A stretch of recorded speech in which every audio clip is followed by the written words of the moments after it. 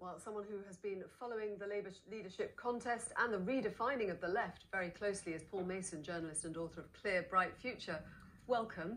Are you predicting a winner at this stage? Well, I think we've got 3 months to go. I think at the end of that process, my prediction would be that it will be a race between Keir Starmer and Lisa Nandy, because I pick up from so many people in the party who are not particularly ideological. They just want to, they don't want to see food banks. They don't want to see council spending cut.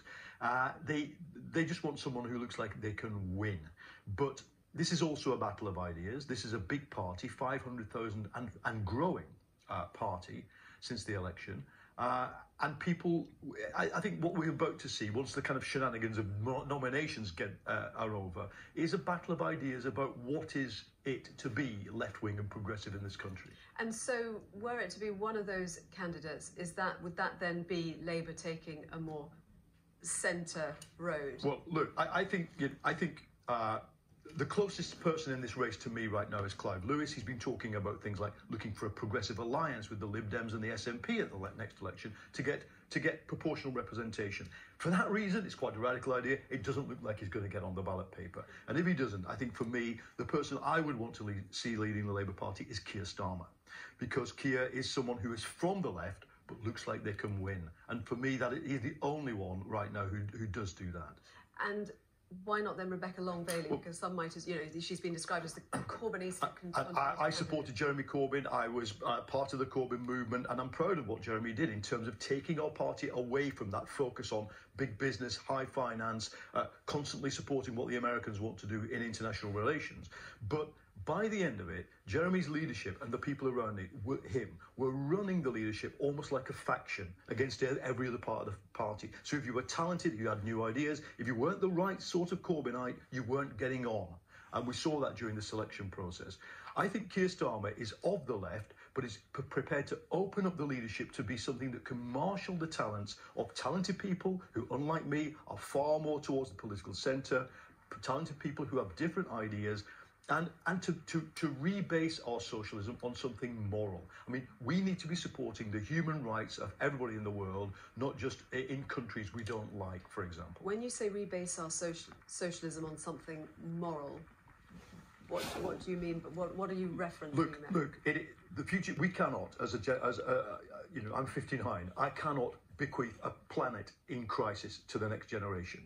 It is a moral crusade. It is a moral cause of justice to stop climate change, to get rid of carbon from the economy. It is also, I think, morally repugnant that we have millions of children living in poverty. That's what drives most people in the Labour Party, and they want to see that expressed in a way. Those people on the doorstep who voted Tory, in places like where I come from, Lee in Lancashire, they are not people who don't want to see a better world. It's just that they didn't trust our party to deliver that better world. And so I think we have to go deeper than just a battle of personalities and sort of specific policies. It has to be about a vision of the future. And I think, as I say, I think Clive Lewis has got a perfectly good one. If he doesn't get on the ballot paper, Keir Starmer, for me, is the one who embodies that long tradition, going back to the original Keir Harding, of moral and ethically based socialism. And in terms of policies, I mean, obviously Brexit is, right at the centre of things. Now, what should be the policy of the next Labour leader? I think Brexit's a disaster. I fought hard against it. I think it's an attack on working class people. But now people have voted for it. That is the will of the people, and we have to accept it. So the future Labour policy will be, I think, about being close to Europe, to not abandoning the common culture we have with Europe of enlightenment and rationality. But we have to accept Brexit. There is, I hope, no faction inside the Labour Party that wants us to rejoin within a generation or to constantly obsess about refighting what we did. That there's a new thing now. I mean, my worry is that there are some on the hard left of the party who actually think Brexit's a good idea. And I've spent a long time fighting against that proposition for the past 2 years. And I don't want to see any kind of return to what we call economic nationalism, celebrating a closed-off economy, for example, abandoning an open attitude towards migration. Thank you very much indeed. Thank you.